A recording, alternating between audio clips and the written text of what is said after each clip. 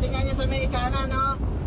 C3 Caloocan, yan yung pababa sa C3. Sa kanan po, yan pababa po yan ng Rizal Avenue, sa may 5th Avenue or sa Caloocan or sa C3. Tapos dito naman po sa gitna, yung kakanan doon sa taas na yon, papunta naman yan ng Harbor Link, Road 10 or Dagat-Dagat. Sa pwesto ko ay papunta po yan sa Harbor.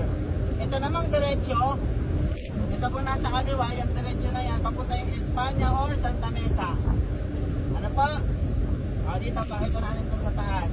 Ganda ng araw na naman, oh. Sana tuloy-tuloy na to. Yan nyo po yung taas na to. Para kayo nasa... Yan. Yung karatula po na nababasa po natin na yan, Dagat-Dagalan or Caloocan. Yan po yung sa bandang kanan.